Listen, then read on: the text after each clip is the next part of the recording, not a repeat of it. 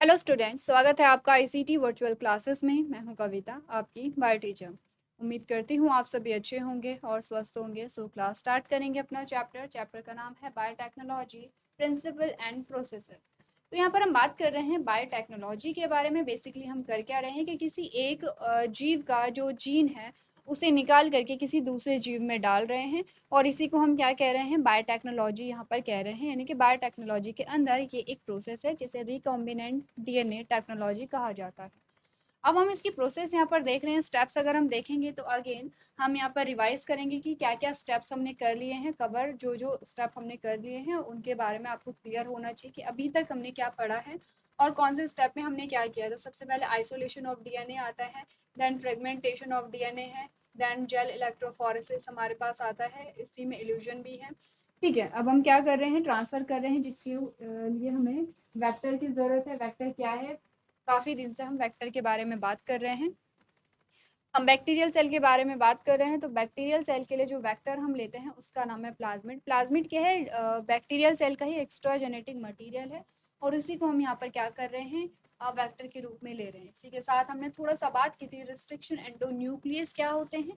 तो ये bacterial cell में कुछ एंजाइम्स होते हैं जिनका काम होता है यहाँ पर वायरल डीएनए की ग्रोथ को इनहिबिट करना, रोकना। और इसी और ये क्या करते हैं, अपने डीएनए को ना काटें। तो इस सिस्टम को हम कहते हैं रिस्ट्रिक्शन मॉडिफिकेशन सिस्टम, जिसमें मिथाइल ग्रुप वहाँ पे लगा दिया जाता है, जो रिस्ट्रिक्शन एंजाइम्स की या रिस्ट्रिक्शन एंडोन्यूक्लियस की क्या होगी, रिकॉग्निशन साइट होगी। इतनी बातें क्लियर हैं। काफ़ी दिन से हम ये सारी चीज़ें रिवाइज कर रहे हैं, तो जल्दी से अपना टॉपिक स्टार्ट करेंगे। हम यहाँ पर बात कर रहे हैं अब अपने जीन ऑफ इंटरेस्ट को हम वेक्टर के अंदर कैसे डाल रहे हैं। ये हमने पढ़ लिया है, ये इंपॉर्टेंट भी है, इसीलिए इन्हें रिवाइज करेंगे।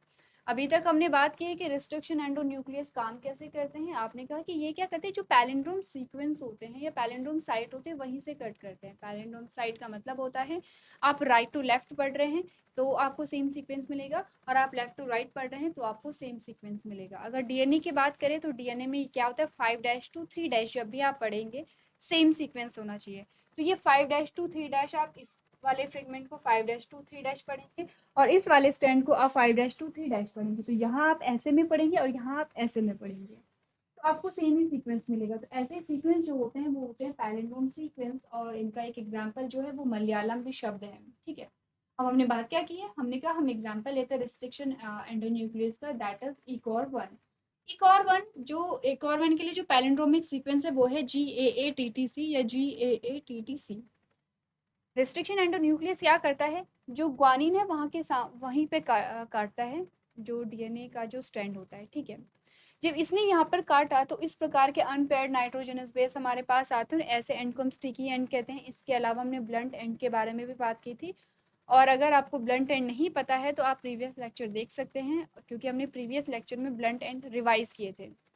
उससे जो प्रीवियस लेक्चर है वहाँ पर हमने ब्लंट एंड कैसे बनते हैं, स्टिकी एंड कैसे बनते हैं, उसके बारे में हमने डिस्कस किया है।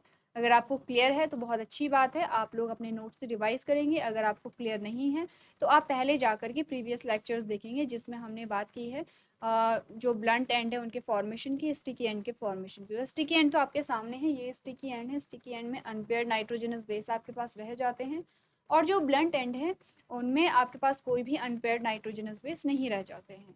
इतनी बातें क्लियर हो गई हैं। ठीक है, ये बात हमने कर ली थी। चलिए आगे हमने क्या पढ़ा है, हमने पढ़ा है कि ये आपके पास आ गया है। ठीक है, हमने जब हमने किसी डीएनए को कट किया तो ये हमारा जीन ऑफ इंटरेस्ट आ गया है। ये नाइट्रोजनस बेस कैसे हैं, अनपेयर्ड आ गए हैं। ये है हमारा डीएनए का fragment with gene of interest. ठीक है, अब हमने पढ़ा था कि जिस रिस्ट्रिक्शन एंडोन्यूक्लियस से हम डीएनए को काटते हैं उसी से हमें प्लाज्मिड को भी काटना पड़ेगा। अब हमने कहा हमने डीएनए के लिए इकॉर1 यूज किया है, तो हम प्लाज्मिड के लिए भी इकॉर1 ही यूज करेंगे, क्योंकि इकॉर1 की जो रिकॉग्निशन साइट है वो है GAATTC। तो यहाँ पर भी सेम होगा GAATTC GAATTC। ठीक है, क्लियर है। सेम इकॉर्बन क्या करेगा, ग्वानिन जहाँ पर है वहां से कट करेगा। जब इसने यहाँ से कट किया तो ये जो प्लाज्मिड है ये ऐसे खुल गया है, ये कुछ ऐसे खुल जाता है। ठीक है, खुल गया यहाँ पर। अब हमने क्या बात की है, हमने कहा जब ये ऐसे खुल जाता है, ये ऐसे खुला, और ये क्या है, हमारा जीन ऑफ इंटरेस्ट है, तो इसको हमें यहाँ पे फिट करना है। ये एज इट इज फिट हो जाता है, क्योंकि यहाँ पर भी अनपेयर्ड यहाँ पर भी क्या है, अनपेयर्ड नाइट्रोजनस बेस है, और यहाँ पर भी अनपेयर्ड नाइट्रोजनस बेस है। क्योंकि हमने एक ही रिस्ट्रिक्शन एंडोन्यूक्लियस का यहाँ पे यूज किया था, तो ये अनपेयर्ड नाइट्रोजनस बेस कैसे हैं, जैसे कि यहाँ पर ए अनपेयर्ड है, एडेनिन अनपेयर्ड है, ठीक है। तो यहाँ पर यहाँ पर क्या है, एडेनिन जो है वो अनपेयर्ड है, तो यहाँ पर क्या अनपेयर्ड होगा ये हमें देखना है, ठीक है। अब इसके साथ क्या हो जाता है, हमने कहा ये एज इट इज ऐसे आ जाएगा, और इसके नीचे जैसे यहाँ पर हमने देखा है, ठीक है, ये क्या होगा, आपका डीएनए का फ्रेगमेंट है, और ये आपका यहाँ पर क्या होगा, जो प्लाज्मिड है उसका फ्रेगमेंट होगा, ठीक है। चलिए, हमने कहा जैसे यहाँ पर एडेनिन अनपेयर्ड है, तो यहाँ पर क्या है, थाइमिन अनपेयर्ड है। चलिए, ये तो इधर का साइड है, पहले यहाँ की साइड देखते हैं। इसमें क्या है, थाइमिन अनपेयर्ड है, थाइमिन के साथ क्या जुड़ता है, एडेनिन जुड़ता है। तो फर्स्ट में आपका क्या आ गया, एडेनिन आ गया, तो ये एडेनिन इसके साथ जुड़ जाएगा। अगेन थाइमिन अनपेयर्ड है, तो हमें क्या चाहिए यहाँ पे, हमने कहा एडेनिन चाहिए, तो दूसरा एडेनिन इसके साथ जुड़ गया है। फिर हमने कहा एडेनिन अनपेयर्ड है, तो इसके साथ क्या चाहिए, थाइमिन चाहिए, तो ये थाइमिन यहाँ पर आ जाएगा। फिर हमने कहा एडेनिन अनपेयर्ड है, तो अगेन हमारे पास थाइमिन चाहिए, तो ये थाइमिन यहाँ पर आ जाएगा।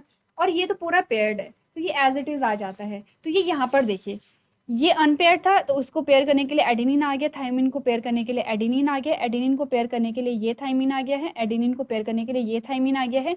ये साइटोसिन और ग्वानिन यहाँ पर ऐड हो जाता है, ये हमारा नाइट्रोजनस बेस यहाँ पर आ गया है। अब हमने कहा ये ग्वानिन और साइटोसिन का पेयर यहाँ पर आ गया है, एज इट इज जो आ गया है। अब यहाँ पर क्या था, ये जो थाइमिन था ये अनपेयर था, डीएनए में ये थाइमिन अनपेयर था, तो ये थाइमिन अनपेयर्ड है, तो इसको पेयर करने के लिए एडेनिन यहाँ पर आ जाता है, ठीक है, ये आ गया है। फिर अगेन थाइमिन अनपेयर्ड है यहाँ पे, तो इसको पेयर करने के लिए ये एडेनिन आ गया है, ठीक है। फिर यहाँ पे एडेनिन अनपेयर्ड है, तो इसको पेयर करने के लिए थाइमिन आ गया है। फिर एडेनिन अनपेयर्ड है, तो इसको पेयर करने के लिए थाइमिन आ गया है। और ये जो पेयर है यहाँ पे, ये पेयर यहाँ पे एज इट इज आ गया है। तो आपको बेसिकली समझना है चीज़ों को, ठीक है, इतनी डिफिकल्ट नहीं है चीज़ें। जब आप खुद से करेंगे, एक बार आप लोग खुद से यहाँ पर करेंगे, तो आपको चीजें समझ में आ जाएंगी, ठीक है। मैं स्क्रीन से हट रही हूँ, एक बार ध्यान से देखिए क्या हो रहा है।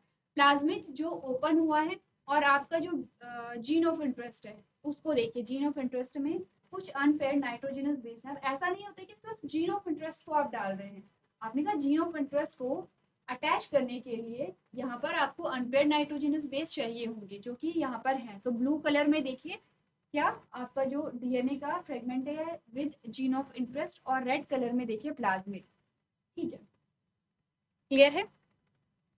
अब यहाँ पर ये देखिए, यहाँ पर ये वाला सेगमेंट आ जाता है, यहाँ पर इसको पेयर करने के लिए बीच में जीन ऑफ इंटरेस्ट आ जाता है, और यहाँ पर ये वाला सेगमेंट जुड़ जाता है। जैसे कि हमने यहाँ पर देखा, हमने कहा ये जो आपको कलर करके दिखा रखा है, हाईलाइट करके दिखा रखा है, ये प्लाज्मिड है, और प्लाज्मिड के ऊपर क्या यहाँ पर फिक्स हो गया है, ये वाला जो फ्रेगमेंट है, ये यहाँ पर ऐसे फिट हो गया है। अब आप देखिए कि ये एक दूसरे को बहुत अच्छे से क्या कर रहे हैं, एक दूसरे से बहुत अच्छे से पेयर हो रहे हैं, क्योंकि एडेनिन से आपने कहा थाइमिन ऐड होता है, ग्वानिन से साइटोसिन होता है, तो प्यूरिन से पिरिमिडिन ऐड होता है, ठीक है। तो ये चीजें हमने देखी थी, हमने कहा कि यहाँ पर क्या होगा, प्यूरिन है, ये पिरिमिडिन है, तो आपने कहा प्यूरिन को से ऐड होने के लिए यहाँ पे क्या है, पिरिमिडिन है, और पिरिमिडिन से ऐड होने के लिए यहाँ पे क्या है, प्यूरिन है। इतनी बातें क्लियर है। हमारे पास हमारा जो प्लाज्मिड है, प्लाज्मिड के अंदर हमारा जीन ऑफ इंटरेस्ट आ गया है। अब जब भी हम प्लाज्मिड को दिखाएंगे कि इसमें हमारा जीन ऑफ इंटरेस्ट आ गया है, तो हम कैसे दिखाएंगे, जैसे ये प्लाज्मिड है, और इसे हम कलर कर देंगे किसी भी कलर से, जैसे हमने ग्रीन लिया है, तो हम ऐसे दिखाएंगे। और इस प्लाज्मिड को जब हम ऐसे दिखाएंगे, इट मीन्स कि हमारे प्लाज्मिड में हमारा जीन ऑफ इंटरेस्ट यहाँ पर आ गया है। इतनी बात क्लियर है, इतनी बात क्लियर है, तो हम आगे बढ़ेंगे। यहाँ पर इस टॉपिक में कुछ चीजें रह जाती हैं, जैसे जैसे हमने कहा ये जो हाइड्रोजन बॉन्ड है, ये तो यहाँ पे खुद बन जाते हैं, ये हाइड्रोजन बॉन्ड जो नाइट्रोजनस बेस के बीच है, यहाँ पे खुद बन जाते हैं। लेकिन ये वाले जो स्थान है यहाँ पर, ये वाले जो स्थान है यहाँ पे, जैसे यहाँ पे, ठीक है, जहाँ से कि जो प्लाज्मिड है वो ओपन हुआ है, उसको यहाँ पर बाइंड करने के लिए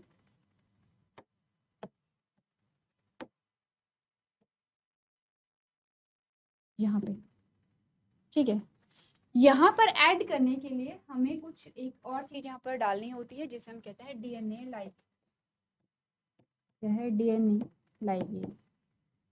ये ध्यान रखना है कि जो फॉस्फो डाइस्टर बॉन्ड है, उनको जोड़ने के लिए यहाँ पे हाइड्रोजन बॉन्ड, नाइट्रोजनस बेस के बीच में हाइड्रोजन बॉन्ड तो बन जाते हैं, लेकिन ये जो फॉस्फोएस्टर बॉन्ड है इनको जोड़ने के लिए हम डीएनए लाइगेज का यूज करते हैं। एंड फाइनली हमारे प्लाज्मिड में हमारा जीन ऑफ इंटरेस्ट आ चुका है। यहाँ तक की बात हमने प्रीवियस लेक्चर में कर ली थी। आज का हमारा टॉपिक होगा name of restriction endonuclease. Restriction endonuclease की नेमिंग कैसे होती है, उससे पहले आप ये चीजें जो है वो नोट कर लेंगे। डीएनए लाइगेज यहाँ पर आप लोग ऐड कर देंगे। डीएनए लाइगेज का फंक्शन क्या होता है ये भी आप लोग ऐड करेंगे।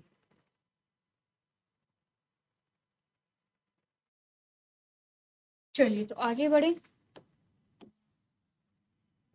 नेक्स्ट टॉपिक है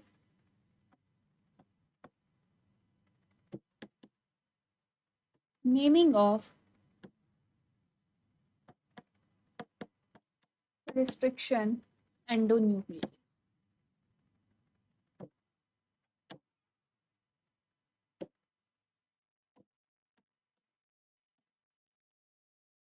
नेमिंग कैसे होती है यहाँ पर रिस्ट्रिक्शन एंडोन्यूक्लियस के बारे में हम बात करेंगे।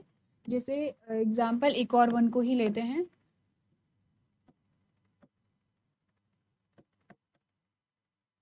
ठीक है, एग्जाम्पल हम एक और वन को ही लेते हैं।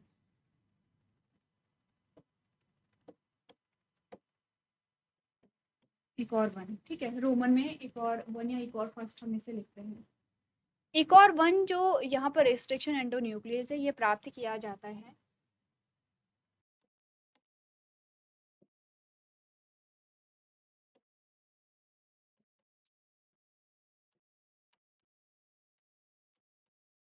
ठीक है, एस्चेरेशिया कोलाई RY13 ये एक बैक्टीरिया का स्ट्रेन है। ठीक है, और इसे इकोलाई यहाँ पर क्या लिया जाता है, जो इकोर वन है रिस्ट्रिक्शन एंडोन्यूक्लियस वो लिया जाता है। ठीक है, सबसे पहले नाम नोट करेंगे, उसके बाद हम नेमिंग यहाँ पर देखते हैं। चलिए स्टार्ट करते हैं। आप हमने कहा एस्चेरेशिया क्या है, यहाँ पर ये नाम जो है ये है जीनस, ये है स्पीशीज और ये है स्ट्रेन। अब आपने क्लासिफिकेशन पढ़ा है, क्लासिफिकेशन में हमें पता है कि जब भी हम नाम देखते हैं, ठीक है, बाइनोमियल जो यहाँ पे सिस्टम था, द्विनाम पद्धति जो दी थी यहाँ पे कैरोलस लिनियस ने, उसमें क्या था कि फर्स्ट नेम जो है वो जीनस का होगा, सेकंड नेम जो स्पीशीज का होगा। फर्स्ट नेम जो जीनस का होता है वो कैपिटल लेटर में होता है, बाकी सारे स्मॉल लेटर में होंगे, और स्पीशीज का जो पूरा नाम है वो क्या होगा, पूरा स्मॉल में होगा। यही सारी चीजें हम पढ़ते हैं। तो हमने कहा एस्चेरेशिया कोलाई RY13 ये है स्ट्रेन, बैक्टीरिया का जो है वो स्ट्रेन है। अब हम नाम कैसे लिखते हैं, एस्चेरेशिया कोलाई RY13 से हमने इकोरवन प्राप्त कैसे किया है। कोई भी रिस्ट्रिक्शन एंडोन्यूक्लियस है उसकी नेमिंग कैसे होती है ये आपको बता रखी है। जो जीनस है उसका पहला लेटर, जो जीनस है उसका पहला लेटर यानी कि इसके पहले लेटर को लिया जाता है फर्स्ट लेटर जो है। जो स्पीशीज है उसके फर्स्ट 2 लेटर लिए जाते हैं, और जो स्ट्रेन है उसका फर्स्ट 1 यानी कि पहला जो लेटर है वो लिया जाता है। ठीक है, वो हम क्या करते हैं, ये ध्यान है, ये जीनस है, स्पीशीज है, स्ट्रेन है। जीनस का पहला जो लेटर है यानी कि एक ही लेटर लेंगे जो पहला होगा, ऐसे नहीं कि बीच से कहीं से भी उठा लिया। जो स्पीशीज है उसके पहले 2 लेटर हम लेते हैं, और जो स्ट्रेन है उसका पहला 1 लेटर हम लेते हैं। तो अगर हम यहाँ से देखें तो हमने यहाँ से क्या लिया है, ई लिया है। अगर हम यहाँ पे स्पीशीज को देखें तो यहाँ से हमने CO लिया है। अगर हम यहाँ से लेके तो यहाँ से हमने लिया है R। इन तीनों को मिला करके क्या बना है, ई कॉर बना है। इन तीनों को मिला करके हमने क्या बोला, ई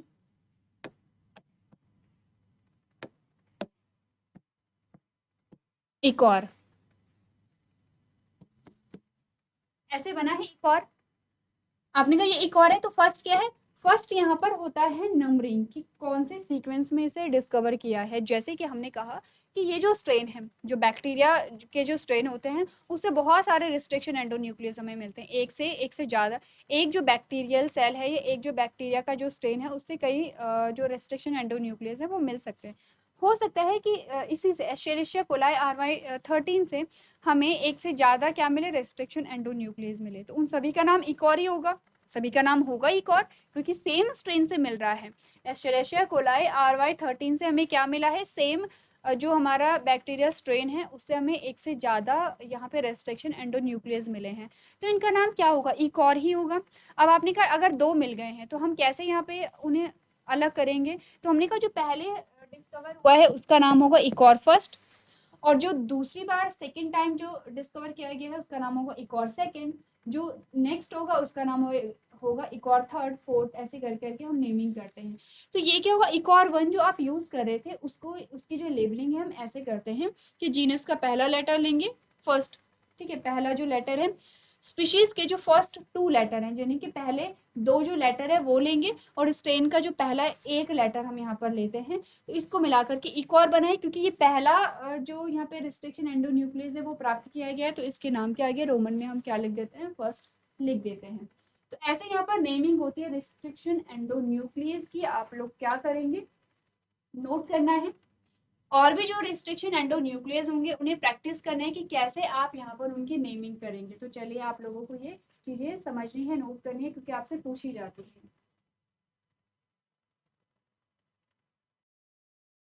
चलिए आगे बढ़ते हैं। अब हमारे वेक्टर के अंदर क्या आ गया है, यहाँ पे जीन ऑफ इंटरेस्ट आ गया है, तो थोड़ा सा बात कर लेते हैं अगेन वेक्टर के बारे में। वेक्टर जो होते हैं, जब हमारे पास उसका जीन ऑफ इंटरेस्ट हमने वेक्टर के अंदर डाल दिया है, तो वेक्टर 2 तरीके से एक्ट करते हैं। कैसे,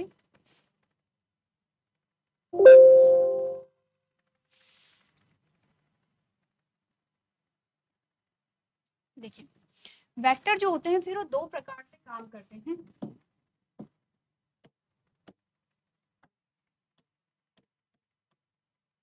वेक्टर, और दोनों वेक्टर में हमने बात ये की है कि दोनों के पास हमारा क्या है, जीन ऑफ इंटरेस्ट आ गया है।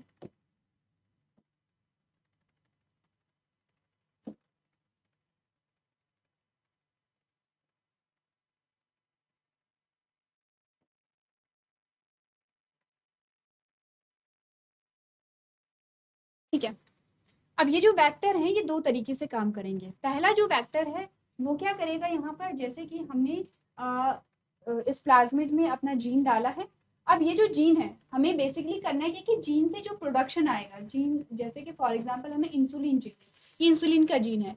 अब हमें यहाँ पे क्या है, इंसुलिन को प्राप्त करना है, तो बेसिकली हमें क्या चाहिए, प्रोडक्ट चाहिए, हमें प्रोडक्ट चाहिए। तो इस जीन से जो भी सिक्रीशन होंगे या जो भी प्रोडक्ट आएगा, हम क्या करेंगे, इससे प्रोडक्ट को प्राप्त कर लेंगे। इट मीन्स कि ये जो जीन है हमारा वो खुद को क्या कर रहा है, एक्सप्रेस कर रहा है, तो इसीलिए इसको नाम दिया जाता है expression bacteria, expression vector, expression vector या एक्सप्रेसिंग वेक्टर। ठीक है, ये जो हमारा प्लाज्मिड है हम इसका यूज करते हैं कि इससे क्या बने, इसकी कॉपी बने, जैसे कि एक प्लाज्मिड से 2 प्लाज्मिड बन रहे हैं, फिर इन 2 प्लाज्मिड से हमारे पास कितने प्लाज्मिड बने हैं, 4 प्लाज्मिड बने हैं, और इन सभी के पास क्या होगी, हमारे जीन ऑफ इंटरेस्ट की कॉपी होगी।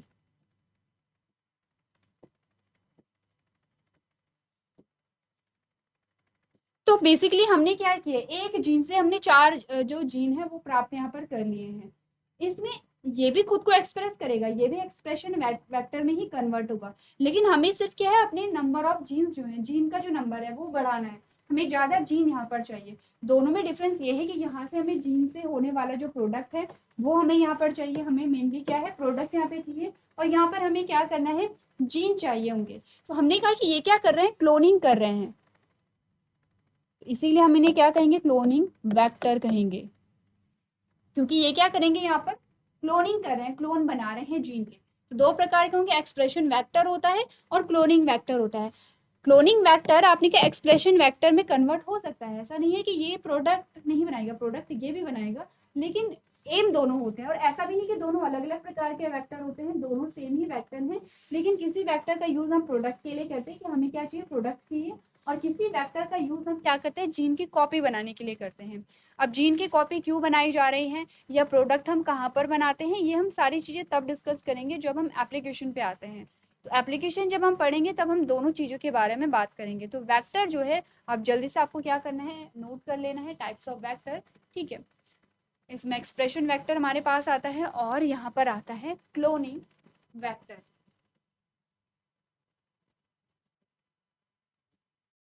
चलिए, अब हमने कहा कि जैसे हम वेक्टर की प्रॉपर्टीज हमने पहले भी पढ़ी कि जो वेक्टर्स होते हैं वो क्या होते हैं, किस प्रकार के होते हैं। तो हमने कहा वेक्टर जो होते हैं उनकी एक जो प्रॉपर्टी है वो है यहाँ पर इनमें ORI होता है, यानी कि ओरिजिन ऑफ रेप्लिकेशन होता है। वेक्टर में होना चाहिए ओरिजिन ऑफ रेप्लिकेशन, ठीक है।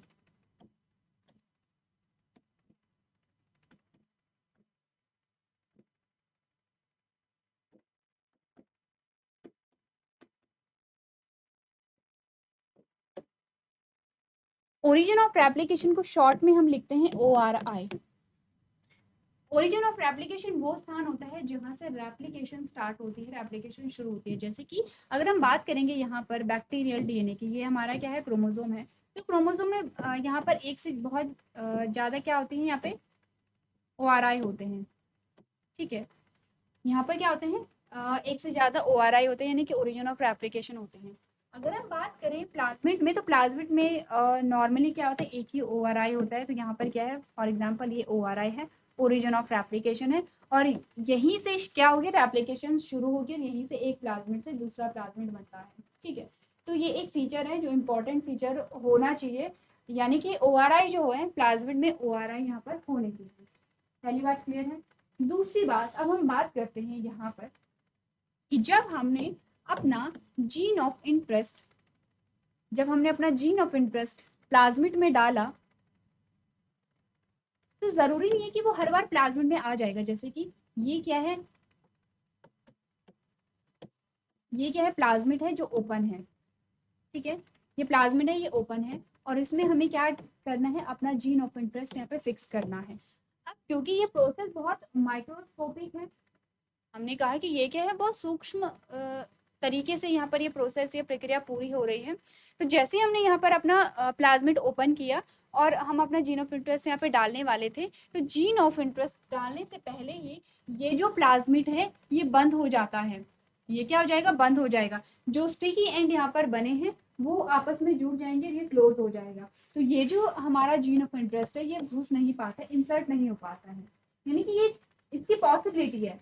हमने कहा कि जरूरी नहीं है कि जब यहाँ पर क्या हुआ, प्लाज्मिड ओपन हुआ, तो ये जो जीन ऑफ इंटरेस्ट है ये यहाँ पर फिक्स हो ही जाएगा। 100% पॉसिबिलिटी नहीं होती है, पॉसिबिलिटी कुछ भी हो सकती है। हो सकता है हमारा जीन ऑफ इंटरेस्ट यहाँ पे फिक्स हो जाए, हो सकता है हमारा जीन ऑफ इंटरेस्ट यहाँ पे फिक्स ना हो पाए।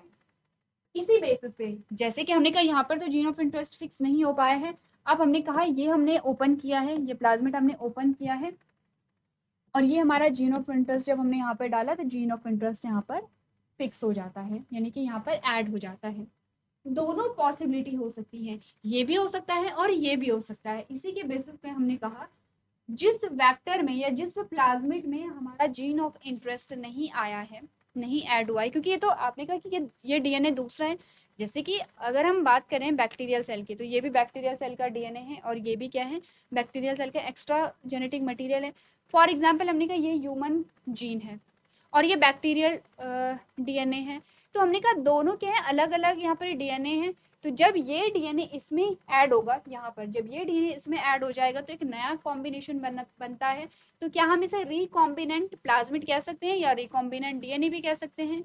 तो हमने कहा जहां पर नया डीएनए यहाँ पे ऐड नहीं होता है उसे नॉन रिकॉम्बिनेंट प्लाज्मिड हम कहेंगे। क्या कहेंगे, नॉन रिकॉम्बिनेंट प्लाज्मिड। और जहां पर हमारा जीन ऑफ इंटरेस्ट ऐड हो जाता है उसे हम कहते हैं रिकॉम्बिनेंट प्लाज्मिड। ये जो टॉपिक है हम नेक्स्ट लेक्चर में इसे थोड़ा सा और समझेंगे, जानेंगे, और साथ ही साथ हम ये क्यों पढ़ रहे हैं, हम ये टॉपिक इसलिए पढ़ रहे हैं कि जब हमने कहा कि हम अपनी सेल के अंदर इस प्लाज्मिड को डालते हैं तो जरूरी नहीं है कि यही जाएगा, हो सकता है कि ये हमारी सेल में चला जाए, हो सकता है कि ये हमारी सेल में चला जाए। हमें कैसे पता चलेगा कि हमारी सेल के अंदर रिकॉम्बिनेंट प्लाज्मिड ही गया है। तो इसके लिए हमें क्या करना है, ये जो टॉपिक है वो यहाँ पर समझना है, ठीक है। तो ये एक आइडिया हमने लिया है, आप लोग एक बार इस टॉपिक को रिकॉम्बिनेंट प्लाज्मिड और नॉन रिकॉम्बिनेंट प्लाज्मिड का जो टॉपिक है एक बार आप लोग से घर से पढ़ के लेकर के आएंगे, और साथ ही साथ अभी तक के जो टॉपिक है वो आप लोग यहाँ पर रिवाइज करके लेके आएंगे। तो आज के सेशन में हम इतना ही करेंगे। अभी तक क्लास में बने रहने के लिए आपका धन्यवाद।